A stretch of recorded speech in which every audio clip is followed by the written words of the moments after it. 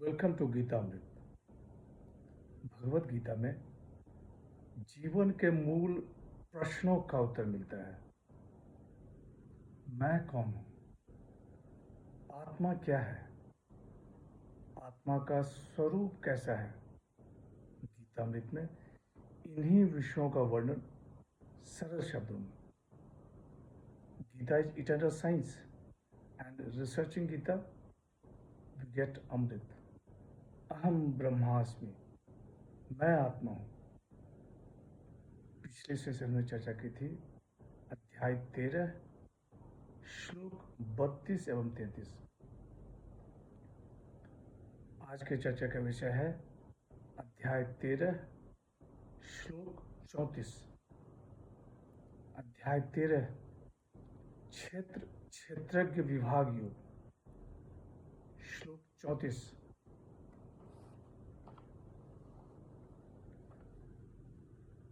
क्षेत्र क्षेत्रज्ञ योरेवम अंतरम ज्ञान चक्षुषा भूत प्रकृति मोक्षम च ये विदुर्यान्ति ते परम। श्री भगवान वाच। जो ज्ञान रूपी नेत्र से क्षेत्र और क्षेत्रज्ञ के भेद को तथा कार्य कारण सहित प्रकृति को स्वयं से अलग जानते हैं, वे परमात्मा को प्राप्त हो जाते हैं।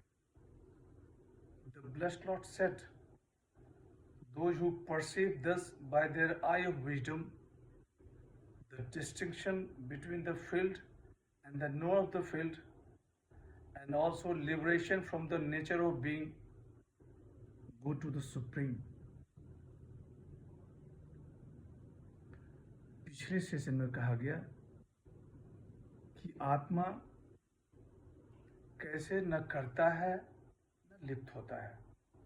यहाँ भगवान श्री कृष्ण कह रहे हैं कि जो ज्ञान रूपी नेत्र से क्षेत्र और क्षेत्रज्ञ के भेद को तथा कार्य कारण सहित प्रकृति को स्वयं से अलग जानते हैं, वे परमात्मा को प्राप्त हो जाते हैं। क्षेत्र क्षेत्रज्ञ योरेवम अंतरम ज्ञान चक्षुषा। पहले बतलाए हुए अमानित आदि मोक्ष के साधन का नाम ज्ञान है। जो साधक क्षेत्र और क्षेत्रज्ञ के भेद को साधन के द्वारा जान लेते हैं तथा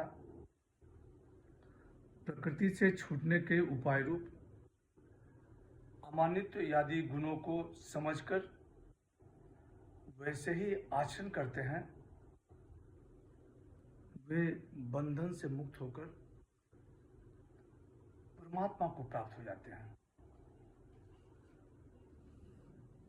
भूत प्रकृति मोक्षम च ये विदुर्यान्ति ते परम।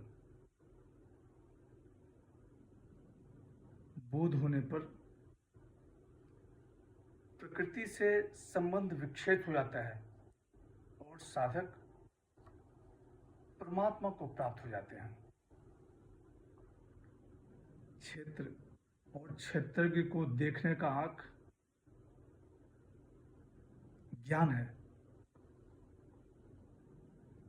Eye of wisdom is developed by training oneself by virtues of life, the 20 virtues that was explained earlier. It helps in liberation. इस तरह 13वां अध्याय क्षेत्र क्षेत्रज्ञ विभाग योग पूर्ण हुआ। अगले सेशन में अध्याय 13 के सारांश पर चर्चा होगी। यदा यदा हि धर्मस्य ग्लानिर्भवति भारत